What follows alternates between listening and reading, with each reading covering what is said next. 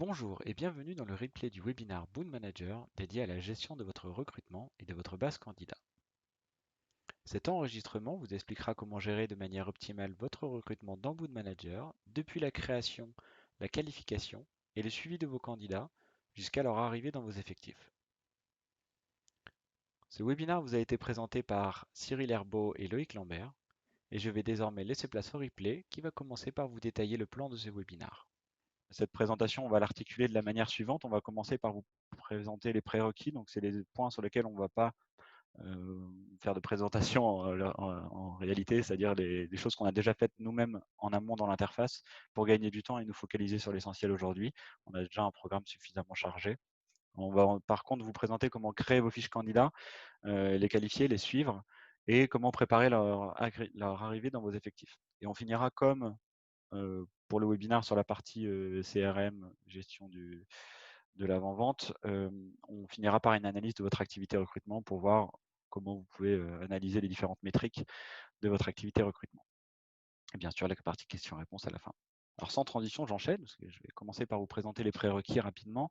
Donc pour gagner du temps, nous sommes partis, nous avons déjà créé quelques candidats, quelques ressources, quelques clients dans l'interface qui ont déjà été qualifiés. On s'est permis de faire la même chose au niveau des besoins dans le cas où en fonction des questions-réponses, il y a besoin de rentrer un peu plus dans la partie positionnement. Et on a fait un choix de paramétrage qui est adapté à cette présentation. N'oubliez pas que le paramétrage est configurable dans votre interface administrateur. Donc, si vous avez des questions, des conseils à nous demander, n'hésitez pas. Dans la partie questions-réponses, on y répondra avec plaisir. Et je vais laisser désormais la parole à Cyril qui va vous expliquer les différentes manières de créer des candidats dans Boon Manager. Parfait, merci Loïc. Alors c'est parti pour cette création des fiches candidats. Donc on va vous montrer plusieurs moyens de pouvoir créer vos fiches. On va d'abord commencer par un élément qu'on a mis en avant lors du dernier webinaire, qui était le bouton plus principal qui est tout en haut à gauche dans la barre de menu. En cliquant dessus, vous avez la possibilité de créer plusieurs fiches, dont des fiches candidats. Donc là ici, si on vient cliquer sur candidat, on va voir qu'on a l'initiation de la création de la fiche. Pour autant, c'est pas la méthode qu'on va aujourd'hui mettre la plus en avant, car celle-ci est la méthode manuelle. Donc, nous, on va plutôt regarder les méthodes qui vont permettre de gagner un peu de temps et de faire ça de manière plus efficace et rapide. Donc, on va se rendre dans le module candidat. Ici, on va cliquer sur le bouton plus en haut à droite et on retrouve la possibilité de créer via un CV. Donc, on va cliquer sur cette possibilité-là. On voit qu'ici, ça déclenche l'application Hireability que vous retrouvez dont le nom est affiché en haut à gauche. On va venir sélectionner un CV ici qu'on va utiliser pour faire le test. Donc, c'est un CV ici au format docx de Martin Chénet. On voit que j'ai déjà le nom et le prénom de ma ressource, de mon candidat pardon aussi qui sont complétés. Et faites bien attention aussi à la civilité, à bien penser à la modifier parce que par défaut, vous avez toujours celle. Alors, tout dépend quelle est la valeur par défaut. Nous, c'est monsieur. Pensez à le modifier parce que ce sera important par la suite, par exemple dans le cas de Z-mailing, pour éviter de prendre la mauvaise civilité pour un homme ou pour une femme. Donc, on va valider cette création. On va ici d'abord insister sur les quelques champs qui ont été pré-remplis en fait via le parseur de CV. On ira ensuite un peu plus loin dans la qualification dans la deuxième partie. On voit qu'on retrouve bien donc le nom, prénom. On a aussi le titre qui s'est complété ici, donc lead développeur. On a ici un email, un téléphone, dans lequel on va pouvoir d'ailleurs peut-être espacer les numéros de téléphone juste en termes de visibilité, de lisibilité, pardon. C'est toujours plus simple après quand vous relisez vos fiches. L'adresse qui s'est complétée. Donc voici tous les champs aussi sont en anglais information. On va directement compléter ici d'autres champs. Le fait que voilà, j'ai trouvé ici c'est-à-dire d'une candidature spontanée. C'est un candidat qui est en dispo immédiate par rapport à son CV, qui est mobile en Ile-de-France. J'ai le responsable manager, responsable RH ici qui sont complétés par rapport à la personne qui a créé la fiche. Et je vais ajouter la date de naissance. Je valide et on enregistre, pardon, et on verra un peu plus tard ici, au niveau des autres champs, d'été, ce qui s'est aussi déjà complété. On y reviendra juste un petit peu après. On va vous proposer maintenant de voir une troisième méthode pour la création de vos fiches candidats, qui est celle via votre compte LinkedIn directement. Donc, vous avez ici une petite extension que vous pouvez du coup ajouter. Là, on est sur Chrome, qui vous permet de pouvoir directement depuis une fiche l'ajouter à votre module candidat. Donc, on va cliquer ici sur la petite extension LinkedIn. Ah mince. J'ai trop fait joujou avec. On n'est plus connecté. On va se resynchroniser. Et dès qu'on sera synchronisé, du coup, on va pouvoir ensuite Voilà. ajouter directement le profil candidat. Donc là, on est sur la fiche de Déborah qu'on prend aujourd'hui comme cobaye parce qu'elle n'est pas là, parce qu'elle nous manque. Voilà. Et donc cette fois-ci, on voit bien qu'ici, l'outil analyse donc le nom, prénom de Déborah. On va modifier son email, éventuellement son téléphone ici qui n'est pas présent sur la fiche LinkedIn. D'autres infos qu'on peut ici venir préqualifier avant même l'ajout. On a aussi la civilité qu'on n'oublie pas de modifier. Donc ici, pour le coup, on passe de monsieur à madame. Et une fois que tous les champs ont été ici ont été modifiés, on va pouvoir créer le candidat dans Boot Manager. Et donc cette fois-ci, si on retourne dans le module candidat de Boot Manager, on va pouvoir voir que la fiche de Déborah a bien été créée. Donc voici là les trois méthodes qu'on a utilisées, donc la méthode manuelle, la méthode via le CV, la méthode via LinkedIn. Faites bien toujours attention aussi quand vous créez vos fiches aux doublons. On va en parler juste au niveau du récap, mais voilà, même si vous avez des alertes qui s'affichent, pensez bien toujours à vérifier éventuellement avant qu'il n'y a pas de doublons qui se créent lors de l'ajout de vos nouveaux candidats. C'est ça. Bah, merci Cyril. Donc, pour résumer les méthodes de création, celles qu'on vous préconise le plus sont celles qui vous font gagner du temps dans la saisie de vos candidats, donc à savoir Hireability pour la création via un CV qui va aller parser les éléments de votre CV et l'extension LinkedIn. Alors, je vois déjà des questions là-dessus. Cette extension LinkedIn, sachez qu'elle est disponible sur Chrome et sur Firefox. Donc, si jamais vous souhaitez l'exploiter, nous vous invitons à regarder le tutoriel notamment là-dessus. On fera un petit point sur les tutoriels à la fin pour vous rappeler où ça se trouve, qui vous aidera à savoir comment l'installer sur votre navigateur Firefox ou votre navigateur Google Chrome. Enfin, on a présenté la méthode manuelle qu'on conseille vraiment que dans le cas où vous n'avez ni CV ni profil LinkedIn. Donc, a priori, c'est quand même assez rare, puisque là, avec cette méthode, vous devrez tout saisir à la main. Les points d'attention, comme l'expliquait Cyril, attention aux doublons et on ne se repose pas à 100% sur l'autocomplétion de ces systèmes, puisque ça peut être incomplet. Donc, pensez bien à vérifier et à compléter également avec un maximum d'informations lorsque les fiches auront été pré-remplies. Alors, on va enchaîner tout de suite sur la qualification des candidats et on va rentrer un peu plus dans le détail. Parfait. Donc effectivement, pour cette deuxième partie de qualification, on va retourner cette fois-ci sur la fiche de Martin, donc le candidat qu'on a créé via le CV. Et on va cette fois-ci se baser par rapport toujours sur le CV, parce qu'ici, on n'a pas encore échangé avec lui. Donc on va voir un peu ce qu'on peut mettre à jour. Il y a un champ tout à l'heure d'ailleurs duquel je n'ai pas encore parlé pendant la première partie, qui était le champ étape. Ce champ étape, bien sûr, on va le faire évoluer au fur et à mesure des échanges qu'on va avoir avec cette personne. Mais ce champ, il est très important parce que c'est grâce à celui-ci, vous allez pouvoir savoir à n'importe quel moment et n'importe quelle personne qui consulte la fiche où est-ce qu'on en est. Ici, on va le passer en cours de qualification parce qu'on est déjà en train de faire, même si on n'a pas encore eu d'échange avec lui, on est déjà en train de le qualifier au niveau des compétences de sa fiche. Donc ce champ, dites-vous, c'est un champ essentiel et c'est très important de le modifier au fur et à mesure, bien sûr, de l'évolution. Le champ détail ici, donc on n'était pas encore allé dessus, on voit qu'on a pas mal d'infos qui ont été préqualifiées.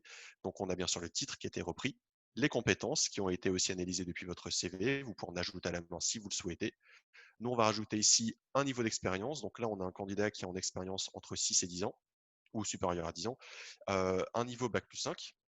On voit que les diplômes ont déjà été complétés par rapport, encore une fois, aux éléments analysés sur notre CV. On peut tout à fait venir faire quelques ajustements si nécessaire.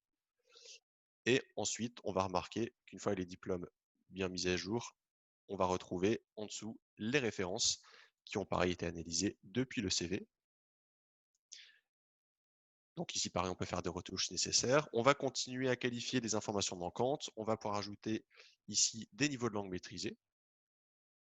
Donc, encore une fois, des langues qui sont définies par rapport à votre référentiel et pareil au niveau des niveaux de langue. Tout ça, c'est des choses que vous pouvez du coup modifier si vous le souhaitez.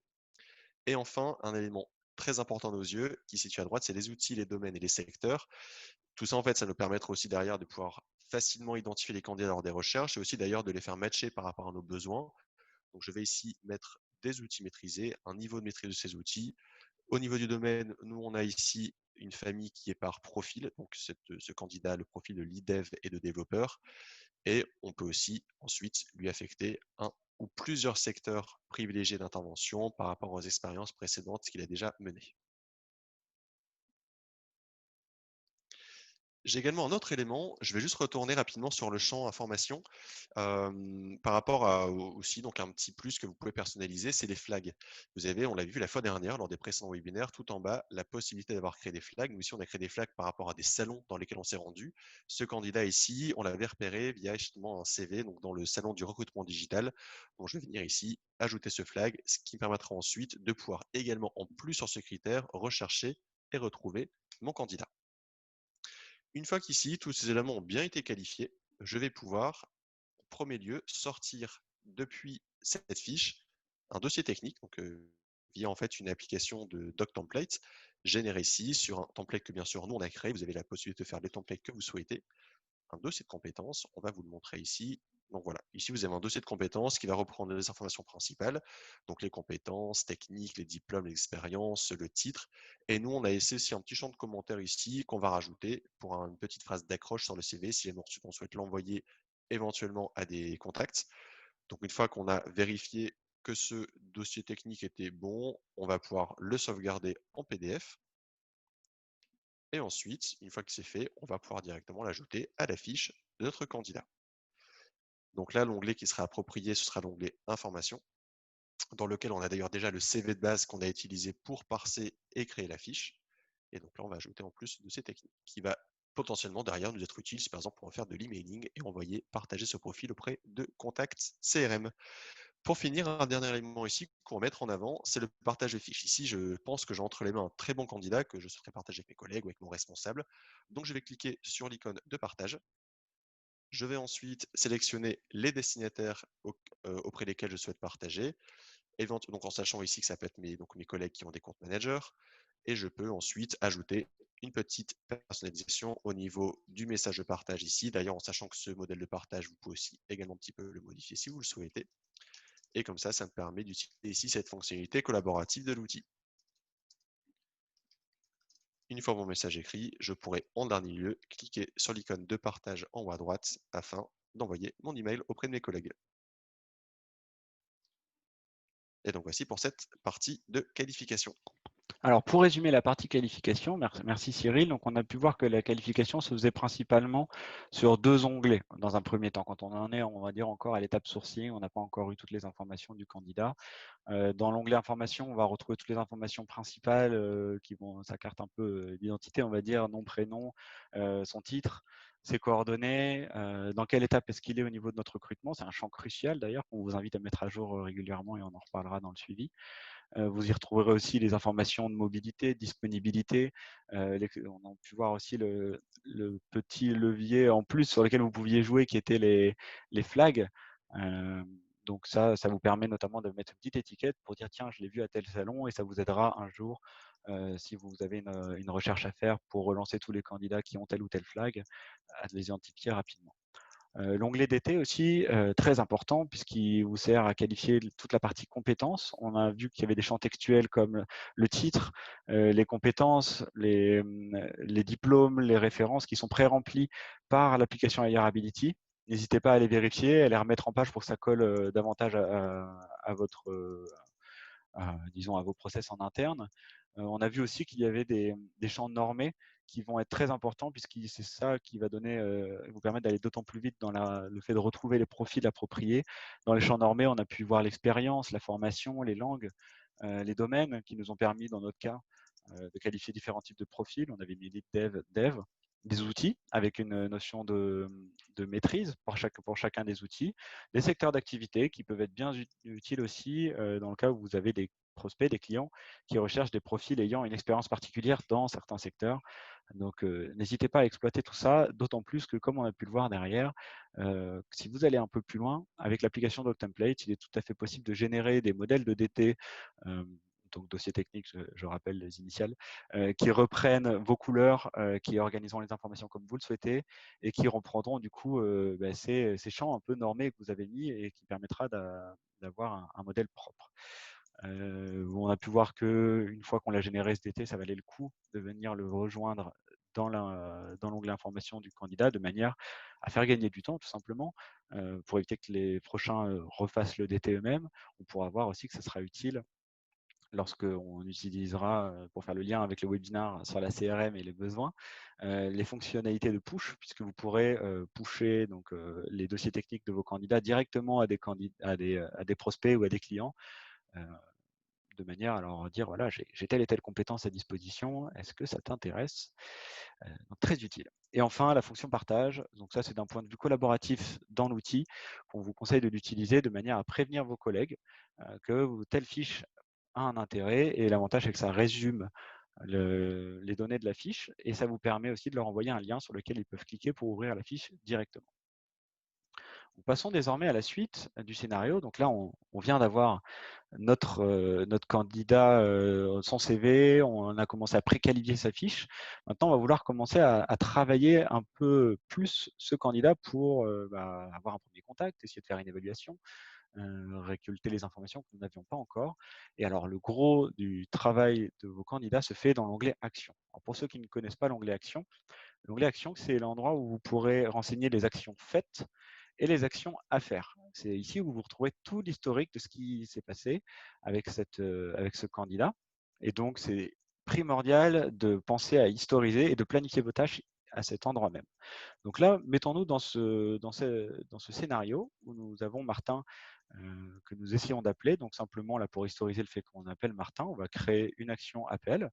On n'a qu'à prendre l'exemple du voilà, on vient de l'appeler, il ne répond pas. Donc là, déjà en type d'action, vu que c'est un appel, je vais changer pour mettre appel.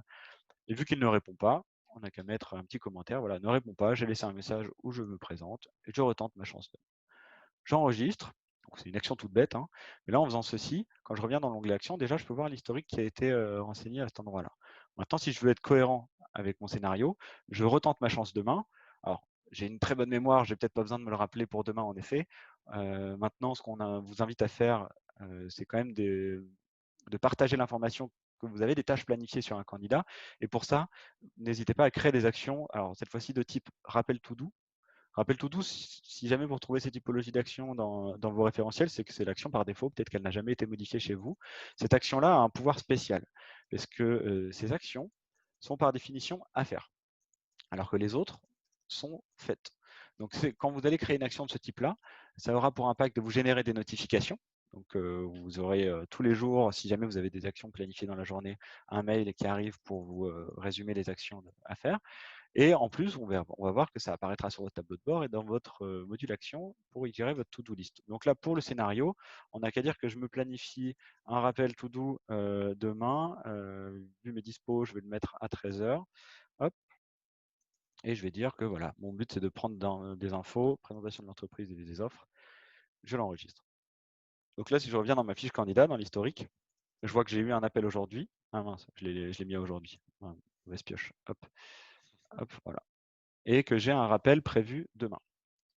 Donc vous allez me dire, c'est peut-être beaucoup d'actions là. Ouais. Pour une journée d'écart, c'est vrai que c'est peut-être pas l'élément le plus pertinent, mais par contre, ayez en tête qu'il est très important que vos collègues, si vous travaillez à plusieurs sur des fiches, puissent savoir que vous avez fait des actions avec cette personne et que vous avez d'autres actions planifiées. Ça évite aussi d'être à plusieurs à travailler la même personne sans le savoir et à donner un peu cette impression de désorganisation.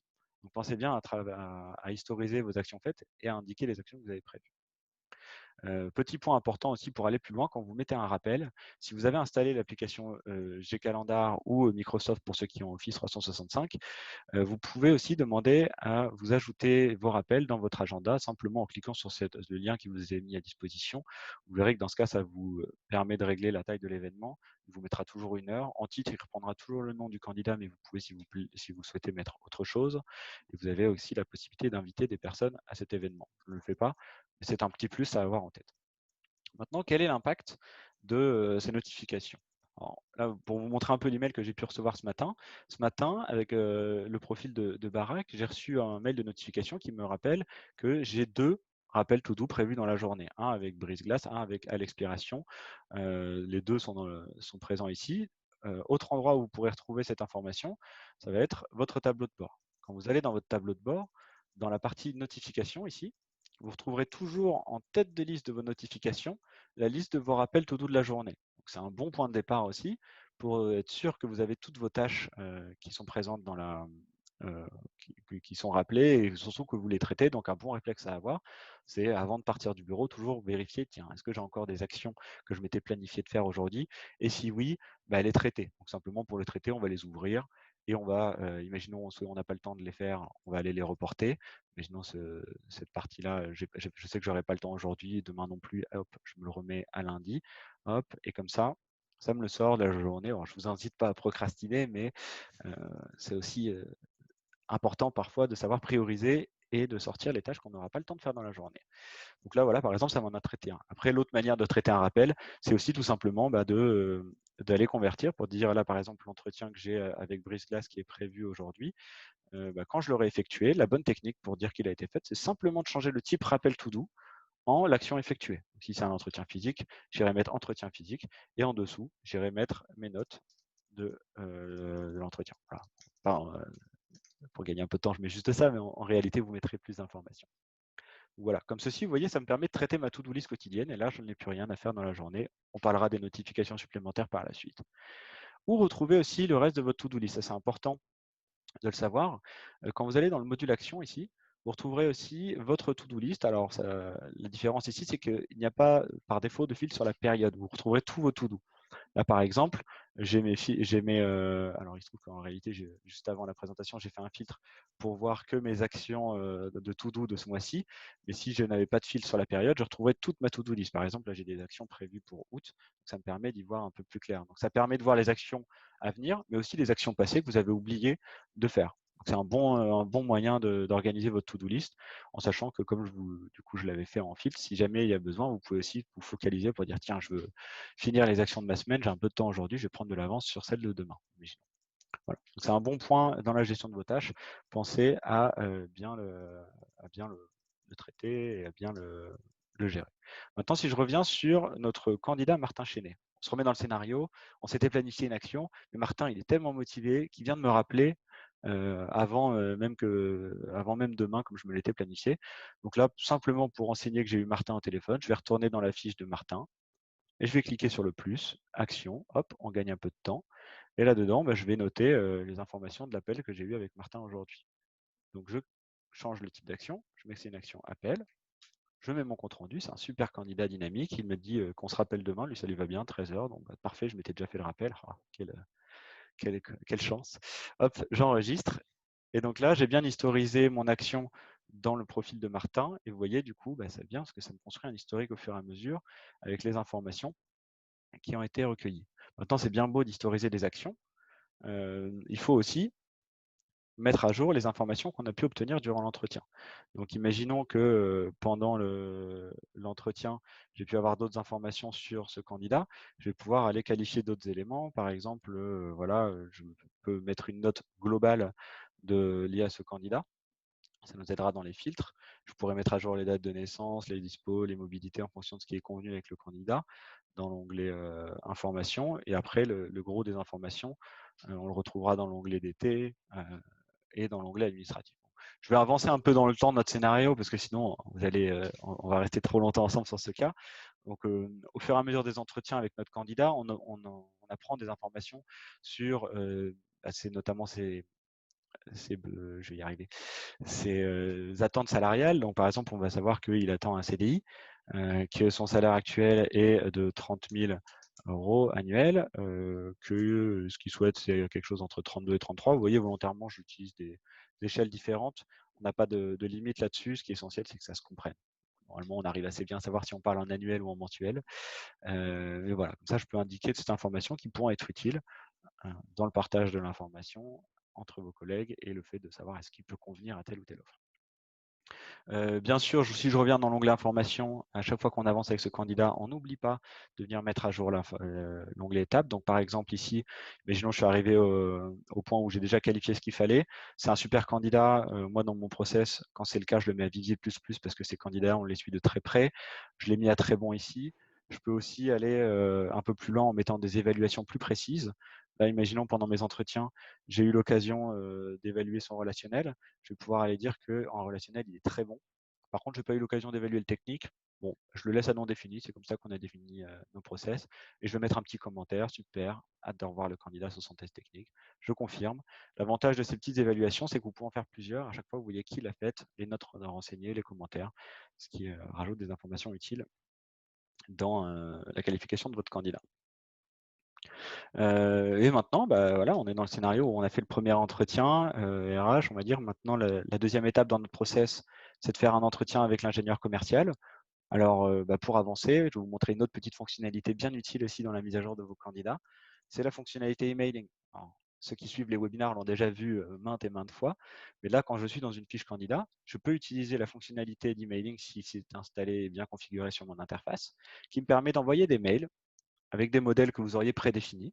Donc là, par exemple, moi, je me suis fait une liste de modèles et ce modèle-là, c'est le modèle que j'envoie à un candidat qui passe à l'étape suivante. Voilà, un petit message qui lui dit ah, super, bravo, vous avez été sélectionné pour passer à l'étape suivante.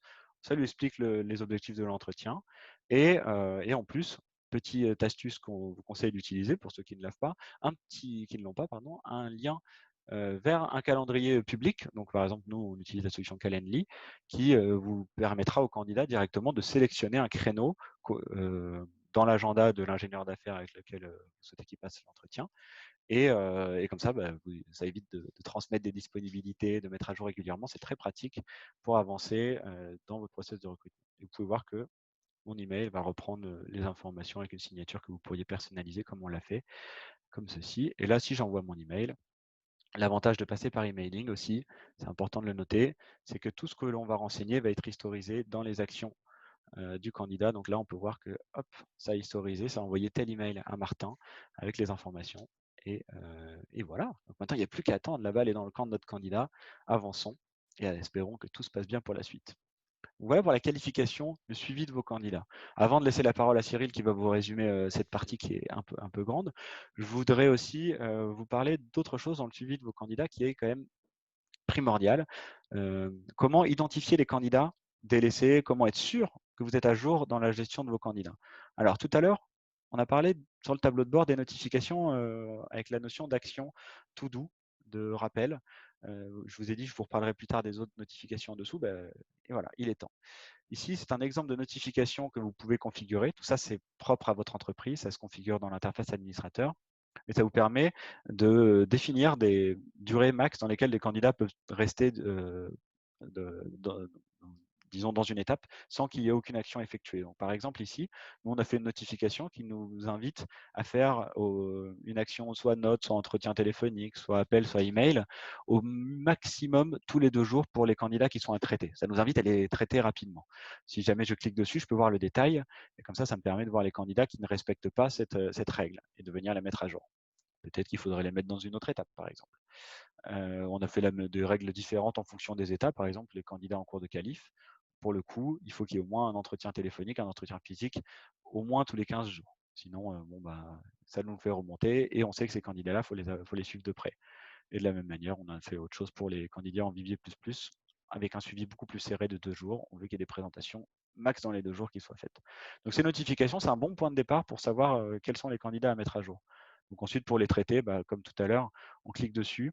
Par exemple, ce candidat Thibaut, je peux le changer d'étape. Imaginons celui-là, on a eu un mauvais échange avec lui, ça s'est mal passé, on a oublié de le mettre à jour, il est à ne plus contacter. N'oubliez pas quand c'est le cas d'indiquer dans les actions pourquoi. Hein. C'est quand même beaucoup plus simple c'est plus propre que de simplement le mettre à l'étape, ne plus contacter par exemple. Mais du coup, en faisant ça, dans mes notifications, voilà, j'en ai plus que 12 maintenant. Donc, vous pouvez les traiter de cette manière-là. Au-delà des notifications, c'est important que vous sachiez aussi bien manier votre module candidat. Le module candidat, il va vous aider à chercher des candidats qui ont telle et telle compétence avec les barres de mots-clés. Les filtres vous aideront aussi à dire, tiens, je veux voir les candidats qui me sont affectés à traiter parce que cela, il faut que je les traite en priorité. Vous pouvez filtrer sur les étapes, sur les domaines en fonction des campagnes de recrutement que vous avez. Et un petit filtre aussi que tout le monde ne connaît pas nécessairement, mais qui est bien pratique, le filtre période. Ce filtre période, il a une option qui vous permet de voir les candidats qui ont eu telle ou telle action durant une période, mais aussi il y a une option bien intéressante qui est aucune action. Cette option-là, vous permet d'identifier tous les candidats pour lesquels aucune action n'a été faite durant une période. Par exemple, vous pouvez dire, tiens, je vais voir tous les candidats pour lesquels il n'y a pas eu d'action faite ce mois-ci. On est en début de mois, donc forcément, il y en a beaucoup qui remontent. Si je mets cette année, hop, voilà. Je sais que dans ceux qui sont à traiter, il n'y en a qu'un seul avec lequel je n'ai pas fait d'action, c'est Déborah. Normal, on l'a rentré tout à l'heure. Donc n'hésitez pas à jouer avec ces filtres qui sont bien pratiques pour être sûr que vous ne délaissez aucun candidat. Quand vous avez la liste de vos candidats, pour les mettre à jour aussi, par exemple là vous avez une liste de candidats, vous avez fait une campagne de recrutement, tout à l'heure Cyril parlait des flags, donc imaginons que vous avez flagué des candidats sur une campagne et vous avez déjà fait une première présélection. Pour les mettre à jour tous en masse, pour gagner du temps, tout à l'heure je faisais de la pub pour emailing, Eh ben, on va en remettre une petite couche. Emailing sert aussi pour faire de l'emailing de masse et c'est bien pratique. Imaginons que tous ces candidats ne passent pas la première étape de votre recrutement et vous souhaitez tous les avertir. N'hésitez pas à utiliser emailing comme ceci. Cette fois-ci, vous voyez qu'il me sélectionne tous les candidats que j'ai sélectionnés. Je fais continuer. Et là, encore une fois, si vous vous êtes fait des modèles bien appropriés, par exemple, là, j'ai un modèle pour dire qu'on va s'arrêter là avec cette personne dans le process, mais on garde, si elle est d'accord, son profil pour d'autres recrutements. Et ben, dans ce cas, je peux envoyer ce modèle-là. L'avantage, c'est qu'il est personnalisé avec des variables. Ça évite de faire un mail générique. Et quand vous cliquez sur envoyer, ben, ça enverra cet email à chacun de vos candidats et ça l'historisera dans les actions. Donc, on gagne beaucoup de temps à l'exploiter. Voilà. Avant de finir, je vais juste laisser finir sur cette petite option parce que ça lèvera peut-être des questions. À quoi correspond cette colonne? Elle est très pratique pour les profils qui font du recrutement et en même temps du positionnement de candidats sur des besoins. Cette colonne vous montre le nombre de positionnements actifs sur ce candidat. Donc, par exemple, si vous avez des candidats qui sont en vivier plus et que vous devez suivre de près, imaginons dans votre politique, il faut absolument que cela soit travaillé au corps et que vous avez un recrutement sur mission. Dans ce cas, vous aurez intérêt à ce qu'il y ait toujours un positionnement en cours au minimum sur chacun des profils pour être sûr que on avance et qu'il y a du concret. Et donc là, cette colonne vous permet d'identifier le nombre de positionnements en cours encore actifs sur chacun des candidats. Donc, si vous avez des questions pour qu'on rentre plus dans le détail là-dessus, n'hésitez pas. Hop là. Alors du coup, je vais résumer cette belle partie présentée par Loïc au niveau du suivi des candidats en 3 blocs ici. Donc on a d'abord vu la partie qui concernait le contact et ensuite le travail des fiches que vous avez créées. On a beaucoup insisté sur les types d'actions qui sont le rappel to do qui vous permettent de vous organiser sur les entretiens qu'on va réaliser le lendemain, la semaine prochaine ou n'importe quel type d'action qu'il faut réaliser, tout en pensant bien qu'ensuite il faut les traiter, ces rappels to do. Donc une fois que c'est le cas, pensez bien donc soit éventuellement à décaler la date parce que l'action n'a pas pu avoir lieu, ou alors à transformer l'action en la typologie d'action qui a été réalisée, un appel, un email, un entretien, pour que l'action soit bien tracée ensuite une fois qu'elle a eu lieu. Tout ça, bien sûr, ça se base sur des référentiels adaptés donc, que vous allez créer. Vous pouvez du coup encore une fois améliorer selon les cas et si nécessaire. Et également, très important, la mise à jour au fur et à mesure de vos fiches au niveau du champ étape. Très important, les dispos, les compétences, les infos administratives, donc toute info utile qu'on va pouvoir récupérer au fur et à mesure, je l'ajoute sur ma fiche pour que celle soit bien complète. Deuxièmement ici, donc on a vu donc l'identification et la relance de profils qu'on aurait délaissés, qu'on aurait oubliés, alors simplement qu'on est en train de traiter. Donc ça pour ce faire, donc j'ai grâce au rappel tout donc les notifications qui vont m'aider, autant de celles que je vais recevoir par email, celles qui vont s'afficher sur ma page d'accueil directement à ma connexion à Board Manager. On a aussi des notifications qui s'affichent par rapport aux candidats justement qu'on aurait un petit peu délaissé parce que ça fait autant de jours que je n'ai pas créé d'action de type X pour un candidat dans telle étape, etc. Tout ça, c'est des règles totalement modifiables et paramétrables. C'est vous qui décidez de les afficher ou pas et sous quelles conditions elles vont ensuite s'activer. Et enfin, bien sûr, tout simplement, les filtres qu'on va retrouver au niveau de votre module candidat qui permettent, avec tous les critères définis, de faire aussi de la recherche, les étapes, les périodes, les compétences, tout ce que vous voulez pour facilement identifier et cibler les candidats qu'on souhaite retrouver. Et enfin, pour aller plus loin, donc lui vous a montré plusieurs fois l'application emailing qui va vous servir soit à contacter de manière individuelle un candidat, parce que par exemple, on lui annonce qu'il passe l'étape suivante, ou malheureusement, on lui annonce que le process de recrutement s'arrête pour lui, ou alors aussi en masse. On a pu effectivement voir qu'on peut sélectionner plusieurs personnes et par exemple faire une réponse suite à la réception de plusieurs CV pour un poste ouvert. On a aussi des applications Gcalendar, Gmail ou Microsoft pour ceux qui utilisent Microsoft qui vous permettent de synchroniser des rappels to-do avec votre calendrier ou encore aussi si vous avez des échanges par mail avec le candidat de les rapatrier directement en tant qu'action dans la fiche de la personne.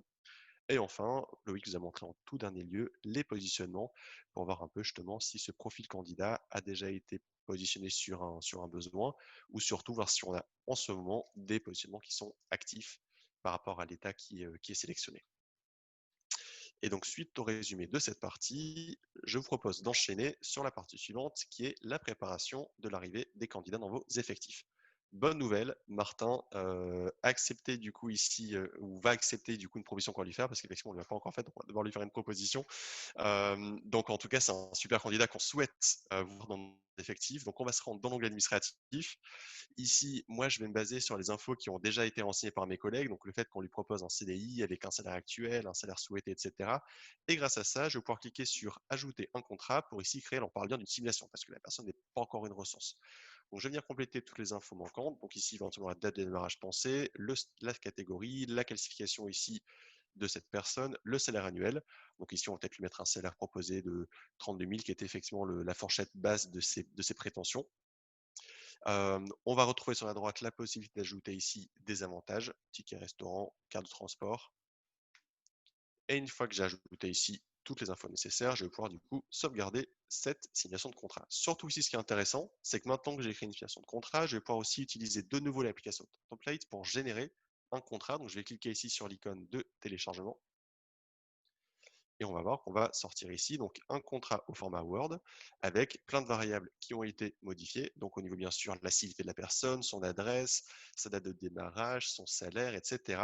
On a quelques infos qu'on a laissées ici délibérément surlignées en jaune parce qu'il faut venir les modifier. Donc la civilité, enlever par exemple ici né, donc enlever le E parce qu'il s'agit ici d'un homme, etc. Et vous voyez que on va dire ici, quasiment l'intégralité de mes informations sont déjà complétées grâce à mon template. Encore une fois, ici, il s'agit d'un template que nous, on a créé. Vous pouvez du coup créer les templates que vous souhaitez avec vos variables et vos mises en page. Une fois qu'on est OK avec ce document, on va le sauvegarder en PDF. Et ensuite, on va pouvoir de nouveau le joindre, comme on l'a fait avec le dossier technique auparavant, à la fiche de notre candidat, donc depuis l'onglet administratif, en pièce jointe. Et ici, donc pas depuis l'onglet information, parce que l'onglet information, on a vu qu'on mettait nos CV ou nos DT. Ici, il s'agit vraiment voilà, d'un contrat ou tout autre document qui serait administratif. Et donc maintenant, ce contrat, une fois qu'il est généré, on va l'envoyer à notre ressource et ensuite à notre candidat, pardon. Et donc maintenant, pour historiser cette action, je vais me rendre dans l'onglet action. Je vais en ajouter une nouvelle. Je vais choisir dans la typologie une action que l'on a appelée du coup ici proposition d'embauche. Je vais pouvoir du coup tracer avec un petit élément. J'aurais pu d'ailleurs ici aussi créer cette action via l'ajout d'un mail que je vais envoyer en parallèle. Mais surtout, ce qui est intéressant ici, c'est que je vais pouvoir, une fois que cette action sera créée, rajouter en pièce jointe le contrat que je lui ai envoyé pour bien effectivement tracer éventuellement différentes versions. Là, ici, c'est bien la V1 que je vais envoyer à ce candidat jusqu'à temps qu'il accepte notre offre. Enfin, je le fais pas si tu m'en veux pas pour faire Pas de gagner du souci. temps. Et donc, là, quelques jours se sont passés. Cette fois-ci, effectivement, c'est bien le cas. Donc, Martin a accepté la proposition qu'on lui a faite, ce qui veut dire que maintenant, je vais pouvoir enfin convertir cette fiche candidat en fiche ressource. Donc, je vais faire ça via l'étape. Je vais passer en conversion ressource. Dès que je vais sauvegarder, Boone me propose de créer une fiche ressource dans laquelle il va venir rapatrier toutes les pièces jointes qui sont déjà ici attachées à sa fiche, plus bien sûr toutes les autres infos qu'on a qualifiées au niveau de la fiche candidat. Alors ici, on va faire un petit aperçu rapide de, selon nous, les éléments essentiels qu'il faut bien vérifier quand vous créez votre fiche ressource. En premier lieu ici, ce sera éventuellement par exemple le type de ressource. Ici, il s'agit bien d'un consultant interne. On va retrouver ensuite le responsable, le manager et le responsable RH, donc les personnes qui vont être responsables de cette fiche, des notifications, du suivi et tout ce qui s'ensuit derrière. Les coordonnées ici, on va passer l'email en email 2 parce que c'est son email personnel et en email 1, on va indiquer son email professionnel qu'on vient de lui créer. Ça, c'est très important parce que c'est vers cet email, le premier ici, que sont envoyées du coup toutes les notifications, les emails, le partage des accès pendant l'intranet. Pensez bien faire attention ici à l'email qui est renseigné. On retrouve bien, vous voyez, donc les CV de la ressource qui ont bien été gardés ici, qui était auparavant notre candidat. Et donc, une fois que ma fiche est bien à jour, je vais pouvoir maintenant ici anticiper également la création de mon intranet. Donc, je vais cliquer en haut à droite sur la roue de configuration. Je vais pouvoir ici activer l'intranet de ma ressource. Je peux sauvegarder. Et une fois que c'est fait, je peux même aller jusqu'au partage des accès en estimant qu'il est déjà arrivé dans les effectifs. Et ici, je vais pouvoir donc bien sélectionner mon destinataire qui est ma ressource. Je peux de nouveau ici modifier si nécessaire le message qui est choisi en sachant que c'est un message que vous avez déjà personnalisé. Et enfin, je peux cliquer sur le bouton de partage des accès auprès de ma ressource. Alors bien sûr, ici, il y aurait plein d'autres éléments qu'on pourrait vérifier, donc l'administratif, le contrat, voir si le contrat effectivement était bien le même que celui de la fiche candidat. Voilà, tout élément qui entre deux aurait été amené à être modifié. N'oubliez pas ici de les modifier si nécessaire pour bien avoir une fiche ressource qui est toute propre. Merci Cyril. Donc pour résumer cette partie de préparation de l'arrivée dans vos effectifs de vos candidats, donc dans l'étape de validation finale, on a pu voir Encore une fois, l'application DocTemplates peut être un bon allié pour vous aider à générer vos templates de contrats RH. On a déjà dans des questions, les questions sur comment créer les templates de contrats RH. Donc tout ça se fera au niveau de l'interface administrateur dans les rubriques DocTemplates et la configuration de cette application. Vous pourrez même aller jusqu'à créer des modèles différents par typologie de contrat sélectionné, ce qui est bien pratique aussi. Donc, on vous invite à utiliser ces fonctionnalités pour gagner du temps dans la génération de vos contrats, de vos propositions d'embauche.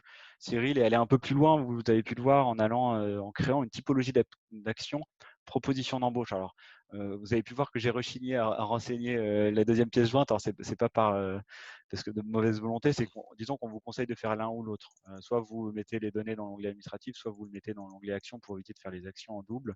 L'intérêt de le mettre dans une action, on va le voir dans l'étape d'après, c'est d'avoir la possibilité aussi de mesurer en métrique le nombre de propositions d'embauche que vous faites par période, si jamais c'est un indicateur que vous souhaitez suivre. Voilà, ce n'est pas une étape obligatoire, c'est une petite astuce, une bonne pratique qu'on peut vous donner. Une fois que la personne est embauchée, on a pu voir que ce qui matérialise son embauche, c'est le changement de l'étape de la fiche candidat pour le passer à convertir en ressources. Une fois qu'on fait ça, toutes les données de la fiche candidat sont transférées vers la fiche ressource. On vous invite malgré tout à mettre à jour les informations de la ressource, par exemple si le contrat a évolué. Imaginons que durant la négociation, les éléments du contrat ont changé.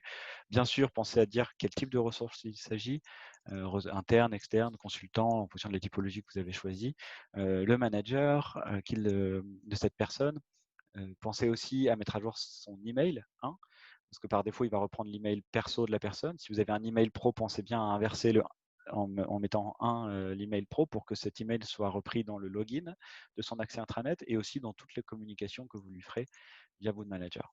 Et enfin, Cyril a pu vous montrer la configuration de l'accès intranet, comment est-ce qu'on l'active et comment est-ce qu'on partage les accès. Ça, pensez bien à le faire juste avant l'arrivée de votre collaborateur pour qu'il arrive avec tous les éléments présents dans sa boîte mail et tous ses accès de manière à pouvoir saisir ses temps, ses frais et ses demandes d'absence le plus rapidement possible. En passant maintenant à la dernière étape, l'analyse de votre activité de recrutement. Donc, pour ceux qui ont suivi le webinaire sur la CRM et les besoins, on va être très analogue, ce qu'on va voir. On va travailler sur cette partie dans le module reporting. Dans le module reporting et plus particulièrement dans la vue synthèse. Dans le webinaire sur la CRM, on était allé dans la synthèse commerciale. On va plutôt aujourd'hui se mettre dans la synthèse recrutement. Cette synthèse-là, comme les autres, vous propose une liste d'indicateurs que vous pouvez choisir d'afficher ou non. Là, pour cette présentation, j'ai fait un choix d'indicateurs personnalisés. Donc, si vous allez dans cette synthèse, vous n'aurez pas la même vue. Si vous voulez vous faire votre propre vue, nous vous invitons à aller dans l'onglet, dans le bouton configuration que vous retrouvez en haut à droite. Et ça vous permettra, dans cette rubrique, dans la sous-rubrique synthèse et dans la rubrique synthèse recrutement, par exemple, de choisir les indicateurs à afficher. Si vous avez des questions, on y reviendra dessus plus tard. Là, moi aussi, pour cette présentation, j'ai fait le choix de me mettre sur une échelle de période à la semaine. Parce que pour une analyse de l'activité recrutement, je trouve pertinent de regarder l'échelle semaine. Donc là, je me suis focalisé sur les 10 dernières semaines et la liste d'indicateurs que j'ai choisie me permet de voir des métriques telles que le nombre de candidats créés par semaine, où est-ce qu'ils en sont aujourd'hui au niveau des États. Par exemple, les 8 candidats qui ont été créés en semaine 18, on peut voir qu'aujourd'hui, ils sont tous, il y en a 6 qui sont à vivier. Alors, je n'ai pas affiché tous les États. Il y en a certains qui sont à ne plus contacter, que je n'ai pas affiché, par exemple. C'est parce que je ne souhaite pas le suivre. Ça me permet de voir l'état des candidats et donc, par exemple, d'être amené à relancer peut-être des candidats qui auraient été oubliés. Imaginons, je vois là en semaine 24, j'ai 8 candidats qui sont en cours de qualification. Est-ce normal? Est-ce trop par rapport à nos process? Si jamais c'est trop, l'avantage aussi de cette vue, c'est que tous les indicateurs que vous voyez ici en gras sont cliquables. Donc, dans votre réunion de pilotage recrutement, c'est un bon point de départ aussi pour vous pour dire tiens, qu'est-ce qui se passe sur ces 8 candidats-là, mais qui sont-ils? Et ben, on clique dessus. Hop, ça vous amène sur la vue candidat filtrée avec les 8 candidats concernés. Donc, ceux-là sont ceux qui ont été créés et qui sont restés dans l'étape en cours de qualif. Donc maintenant, vous voyez, si on fait le lien et on boucle avec tout ce qu'on a vu tout à l'heure, vous pourriez utiliser les modifs de masse, l'emailing pour les relancer ou simplement dire bah, ceux-là, en fait, on va les mettre tous à vivier, on n'est plus en phase de qualif. Voilà, ça vous aide à piloter vos données, à identifier aussi rapidement celles qui sont délaissées et à les mettre à jour rapidement. Voilà pour les métriques liées aux candidats et aux États. Maintenant, en dessous, j'ai fait un petit tableau sur vraiment les indicateurs de performance aussi de votre recrutement. Par exemple, si dans vos indicateurs que vous suivez, il y a le nombre d'appels, le nombre d'entretiens physiques, le nombre de positionnements, de présentations clients, de proposition d'embauche, là c'est un exemple comme celui-ci, vous avez la possibilité de voir la quantité d'actions de ces types-là qui ont été faites durant chaque période. Par exemple, ici, je vois que en semaine 25, il y a eu 4 entretiens physiques. C'était une belle semaine pour Barak, imaginons d'après les objectifs qui lui ont été donnés. Je peux cliquer dessus aussi comme tout à l'heure et ça permet de faire un point, c'est-à-dire tiens, voilà les candidats qu'on a vus la semaine dernière. Est-ce qu'on a fait tout ce qu'il fallait avec eux? Est-ce qu'il y a d'autres actions à mener? Voilà, c'est bien pratique pour l'idée, le pilotage de votre activité recrutement. Après, vous voyez aussi qu'il y a des notions de couleurs qui sont affichées. J'y reviendrai juste après. On va en parler, ça va être lié aux objectifs. Avant de parler des objectifs, je voudrais juste vous montrer aussi la vue graphique, parce que là, on est resté sur le switch tableau. Mais l'intérêt de passer en graphique va surtout être de mesurer les tendances. Vous voyez, donc il va vous faire des graphiques avec tous les indicateurs que vous avez mis, en les séparant bien par rapport à votre configuration. Et donc là, ça vous permet de mesurer les tendances de chaque évolution d'indicateur, ce qui peut être bien pratique aussi. Et l'avantage de ces vues graphiques, c'est qu'elles sont dynamiques. Par exemple, ici, vous me dites, ah oui, mais la vue appel, là, il y en a tellement que ça me casse mon échelle. J'ai envie de me focaliser plus sur les autres. Hop, je clique dessus. Ça réadapte les vues. Et à chaque fois que vous survolez, ça vous focus sur la donnée, ce qui permet de bien analyser les évolutions et de bien comprendre si, pourquoi sur cette période, il y a des baisses de régime. Voilà, n'hésitez pas à switcher sur ces vues graphiques qui sont bien pratiques. Et enfin, donc les couleurs, je vous en parlais. Quand on voit des indicateurs en rouge, c'est parce qu'il y a des objectifs qui ont été configurés sur le manager que vous étudiez. Et pour y voir plus clair, nous vous invitons à ouvrir les filtres comme ceci et à cocher la case objectif de manière à faire apparaître, vous voyez, le détail des objectifs. Alors, ne nous jugez pas sur les objectifs que nous mettons, c'est pour le webinar. Vous voyez, par exemple, ici, ça nous permet de comprendre pourquoi le 8 est en rouge, parce qu'il est inférieur à l'objectif de 10, qui a été mis par semaine. Et donc ces objectifs, on peut les mettre sur chaque indicateur présent dans cette synthèse. Pour les configurer, il faut aller dans la fiche les fiches ressources de vos managers et aller dans leur configuration. Vous aurez un onglet objectifs. On pourra revenir dessus dans les questions-réponses si besoin. Donc là, c'est bien pratique ces objectifs. Ça vous permet de voir un peu les performances, les atteintes au nom de chaque objectif, en sachant aussi que quand vous donnez les objectifs à un manager, il y a la possibilité, comme on l'avait montré en webinar sur la CRM, d'avoir sur le tableau de bord une jauge de pilotage qui permet de savoir où est-ce qu'on en est, est-ce qu'on est dans le vert, est-ce qu'on est dans le rouge par rapport à nos objectifs. Donc c'est aussi un bon moyen de se motiver ou de donner de la visibilité à vos managers sur est-ce qu'ils sont bien partis pour atteindre leurs objectifs ou non. Et les objectifs sont configurables par période, donc soit par semaine, par mois, par trimestre, ou même sur des semaines données, sur des mois donnés. Voilà, ça peut rentrer bien dans le détail. Et bien sûr, pour finir, si jamais tout ça ne vous suffit pas en termes d'indicateurs d'analyse, il y a d'autres axes d'ouverture que vous pouvez travailler pour l'analyse de votre activité. Il y a tout d'abord les extractions. N'hésitez pas à faire des extractions pour retravailler les données de votre côté. Et enfin, aussi, pour ceux qui veulent aller vraiment plus loin, automatiser des tableaux de bord externes, l'utilisation de nos API. Sachez qu'avec nos nouvelles API, vous pouvez requêter toute donnée à laquelle vous avez accès dans Boon Manager est requêtable. Et donc, par conséquent, vous pourriez faire une synchronisation de vos données Boon avec un tableau de bord que vous avez construit à côté qui construira les indicateurs de votre choix avec vos règles de calcul. Voilà, vous aurez toute la liberté que vous le souhaitez à partir du moment où vous exploitez nos API avec un petit développement. Voilà, donc voilà pour cette partie. Du coup, on va faire un petit récap de cette dernière partie ici que Loïc vient de vous présenter. Donc, lui vous a présenté le reporting de la synthèse recrutement, dans lequel, vous l'avez vu, on peut effectivement choisir de multiples indicateurs, sachant encore qu'on peut effectivement décider aussi d'en masquer si certains ne vous servent pas, pour pas avoir trop d'infos ici qui vous noient à l'écran, qui permet bien sûr de suivre l'évolution de vos métriques par rapport à tout ce qui a été réalisé, soit en vue tableau ou en vue graphique, selon ce qui vous convient le mieux, et enfin des filtres qui nous permettent de filtrer par périmètre manager, par période, par semaine, par mois, etc., par agent juridique, donc tout ce qui va être disponible au niveau du périmètre. Cette synthèse est un bon point de départ pour vos réunions de pilotage. Tous les indicateurs qui seront ici visibles sont cliquables, qui vont vous permettre d'être envoyés directement vers la donnée concernée. On a vu qu'on pouvait effectivement, grâce à la période, zoomer sur de l'activité en cours, passé, bon, ici futur, du coup, effectivement aussi également selon ce qui est déjà pris, même au niveau de rappel, etc. Et surtout aussi d'identifier des données qui seraient un peu dormantes, par exemple au niveau justement par exemple, des candidats qui seraient dans des étapes depuis un petit moment. Ça vient aussi compléter les notifications qu'on avait en page d'accueil, s'interroger voilà, de X nombre de candidats qui sera traité alors que leur date de création effectivement est déjà plutôt lointaine. Et enfin, pour aller plus loin, on a vu qu'il était possible de configurer des objectifs par manager. Vous pouvez retrouver ensuite ces objectifs quand vous êtes sur la synthèse en filtrant directement par profil de manager avec l'atteinte des objectifs, donc un petit changement de couleur, donc un objectif qui était en rouge tant qu'il n'est pas atteint et ensuite qui passe en noir une fois qu'il est atteint. La possibilité aussi de pouvoir extraire, si vous le souhaitez, les données de ces reportings.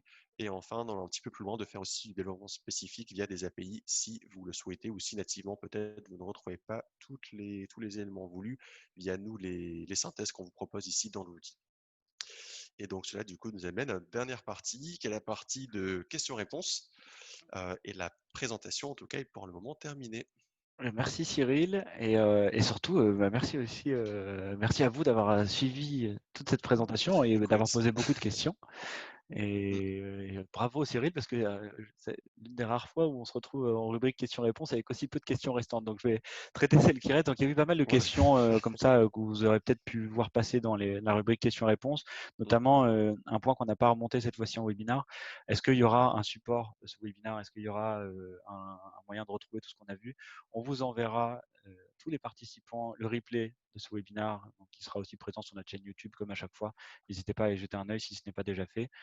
Pour tout ce qui est support écrit, on vous invite à avoir le réflexe d'utiliser la rubrique aide en haut à droite quand vous cliquez dessus. Vous y retrouverez beaucoup de choses, notamment depuis quelques mois, nous avons travaillé des guidages interactifs. Donc, par exemple, ici, vous voulez savoir comment créer un candidat. Vous aurez la possibilité de cliquer dessus et ça va vous guider dans l'interface pour vous inviter à cliquer aux bons endroits pour réaliser votre création. Etc. Donc, n'hésitez pas à utiliser ça, ça vous aidera à aller beaucoup plus vite dans la création, pour trouver les réponses à vos questions. Vous voyez, ça vous guide directement dans l'interface. Vous avez aussi dans cette rubrique aide une grande liste de tutos. Imaginons que vous ne trouvez pas les réponses à vos questions. Vous cherchez le gadget LinkedIn. Si je tape LinkedIn, hop, il va aller me chercher le tutoriel là-dessus, comment créer un candidat directement depuis LinkedIn, qui vous enverra dans notre interface de tuto, avec aussi voilà, tous les tutos mis à jour qui expliquent comment faire. N'hésitez vraiment pas à travailler toutes ces aides en ligne là.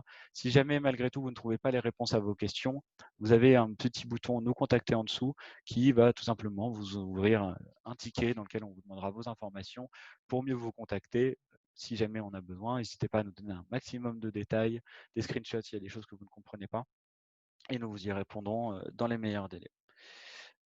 Alors, maintenant, pendant que j'ai parlé de ça, il y a eu d'autres questions, les gens se Il y a disaient. eu quelques questions entre deux.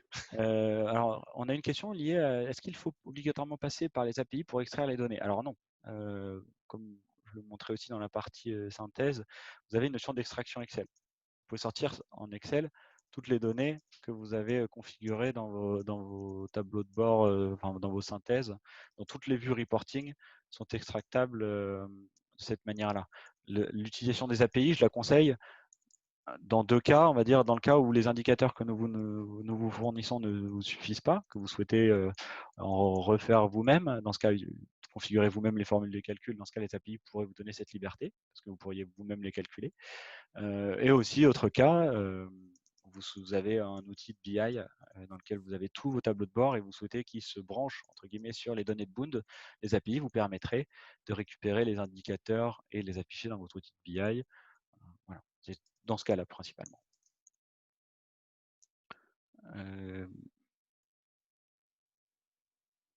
Alors, on a une question dans la partie reporting, si un candidat a été créé en 2018 et qu'on le recrute en 2020, l'indicateur converti en ressources se met à jour sur 2018. Alors en effet, c'est ce que au début, là, quand je vous montrais la notion d'identifier les candidats dormants, c'est justement tout l'intérêt de cette vue ici, c'est que ça vous permet de voir les candidats qui ont été créés sur une période et de voir aujourd'hui où est-ce qu'ils en sont dans les étapes de recrutement.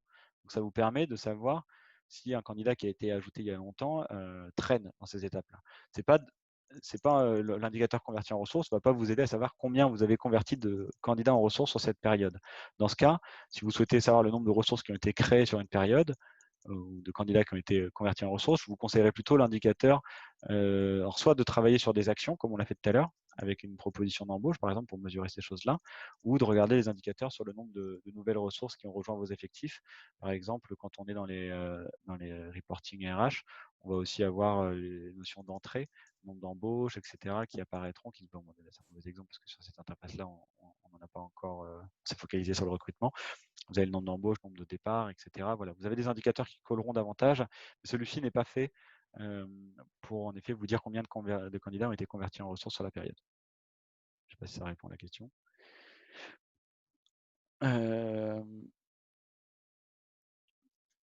Alors, on a plusieurs choses. On a des questions qui portent sur les positionnements. On va y revenir. Alors, peut-être au moins vous donner quelques éléments de réponse sur les positionnements.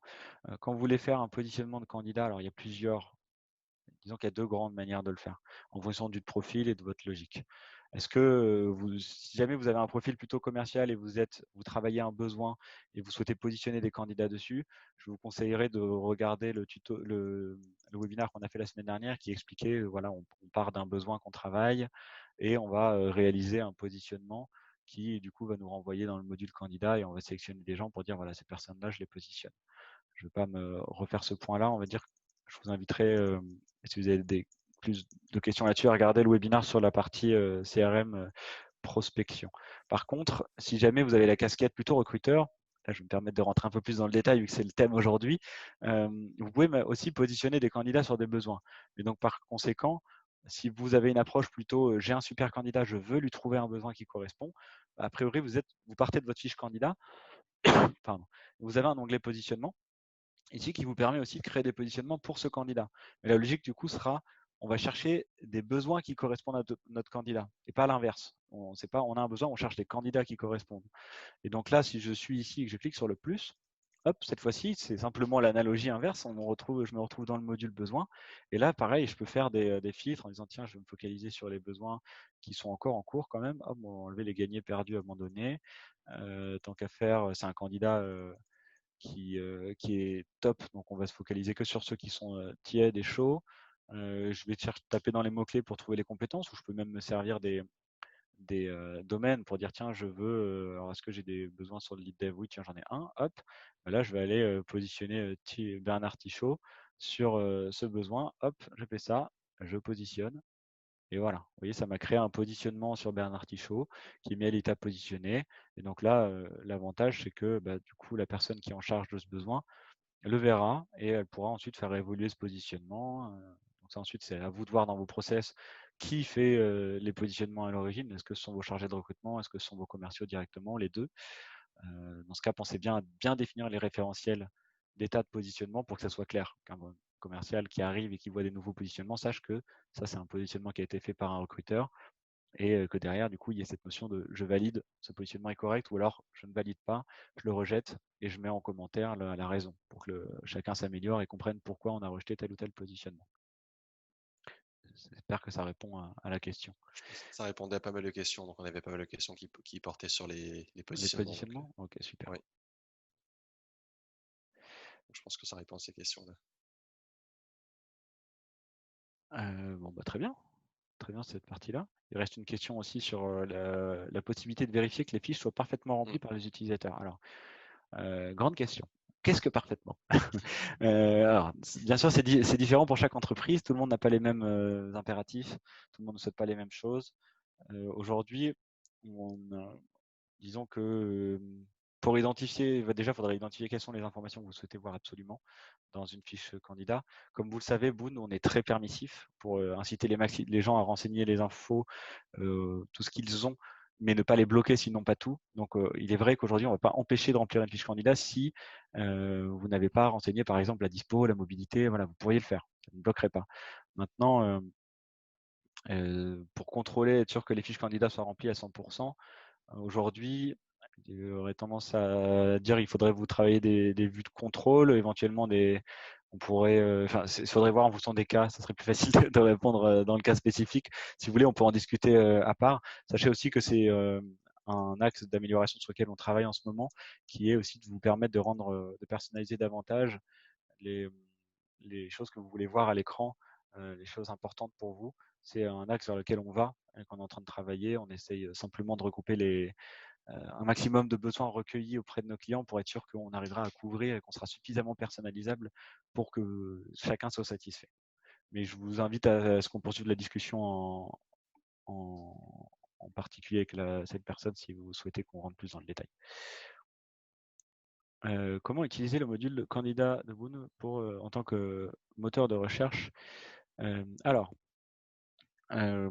simplement, il y a plusieurs choses. Si vous souhaitez vraiment en tant que moteur de recherche, donc j'imagine que vous voulez vraiment principalement travailler avec les mots-clés, ici vous allez pouvoir utiliser le filtre mots-clés en tapant des compétences. Alors vous dites, quand je tape le nom et prénom de quelqu'un, je vais avoir tout qui remonte. Alors si vous avez un nom ou un prénom qui peut être proche de certains éléments qui sont des compétences, des références, en effet, ça va le faire remonter. Parce que quand vous faites une recherche par mot-clé, il ira chercher dans tous les éléments de la fiche, dans tous les champs texte de l'onglet dossier technique et aussi dans les CV qui lui sont rattachés. Donc potentiellement, même un candidat qui aurait été mal qualifié, si son CV contient des mots-clés, on le retrouvera. Par exemple, je cherche quelqu'un qui est, alors je vais prendre mon exemple classique pour ceux qui me connaissent, chef de projet digital. Je vais vous montrer les bonnes et les mauvaises pratiques. Si je tape chef de projet digital, ici, le souci de ma recherche est qu'elle est trop vague. Parce qu'il va chercher tous les mots individuellement en faisant un ou et en cherchant les mots qui sont proches. Donc, par exemple, digital, il va chercher les mots de la même famille. Chef, il va chercher des mots similaires. Projet, pareil. Deux, bon, ça va être énorme. Donc, un moyen de faire des recherches plus pertinentes, c'est aussi d'exploiter les différents opérateurs qu'on vous résume quand vous survolez la petite petit point d'interrogation au-dessus. Par exemple, ici, si je cherche chef de projet, cette fois-ci, voilà, j'ai réduit à ces candidats. Imaginons, je mets entre guillemets chef de projet digital. Alors, c'est possible que je n'ai zéro, voilà, j'ai aucun endroit où il y a l'enchaînement de cette phrase-là. Mais par contre, je peux jouer dans ce cas, jouer avec l'indicateur plus, entre guillemets, chef de projet, plus, entre guillemets, digital. Et dans ce cas, bon, mauvaise pioche, j'ai personne. Est-ce que j'ai des gens dans cette interface en Android? Bon, mince. J'ai pris un mauvais exemple avec cette base de candidats. Chef de projet, je sais pas, je vais mettre réseau. Voilà, comme ceci. Et alors, c'est parce que quand je mets des guillemets, il fait des recherches exactes. Et là, réseau, c'est pas exactement comme ça. Mais voilà, en tout cas, les opérateurs ici vont vous aider à faire des combinaisons, à trouver des candidats qui ont un ensemble, un enchaînement, chef de projet par exemple, plus d'autres informations, plus d'autres compétences. Donc, n'hésitez pas à jouer sur ces opérateurs qui vous sont rappelés ici. Et après, si par contre vous dites que vous êtes embêté parce que quand vous tapez le nom de quelqu'un, il y a d'autres personnes qui remontent aussi, vous pouvez utiliser les guillemets simplement pour ça. Par exemple, vous pouvez taper le nom de la personne entre guillemets, ça sera pas une recherche exacte sur son nom. Vous pouvez aussi, dans les filtres avancés, jouer sur la nature de mots-clés. Si vous savez que quelqu'un s'appelle, par exemple, là, je triche un peu, je vais dire je veux Madame The Blues. Si je tape The Blues, là, il va me rechercher que dans les noms, etc. Vous pouvez aussi focaliser vos recherches grâce à ce filtre nature de mots-clés.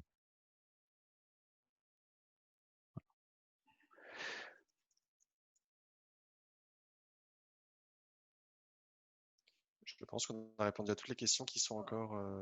Oui, Ouais, j'ai l'impression on est bon et en plus il est 12h08 donc on va aussi vous laisser manger oui, chacun. on va libérer chacun aller manger son déjeuner.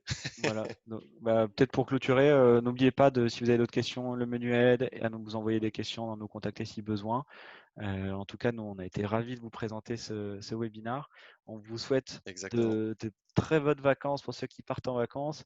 Les webinaires continueront à partir de la rentrée. On va se faire une petite trêve pour le mois d'août simplement. Donc, on vous fera une communication sur le thème du prochain webinaire rapidement. Et si vous avez la moindre question d'ici là, on reste présent, support, on vous écoute. Donc, Comme n'hésitez surtout toujours. pas. Merci à tous pour votre Merci, écoute et votre participation. merci, au revoir. À très Bonne bientôt. journée. Au revoir. À bientôt.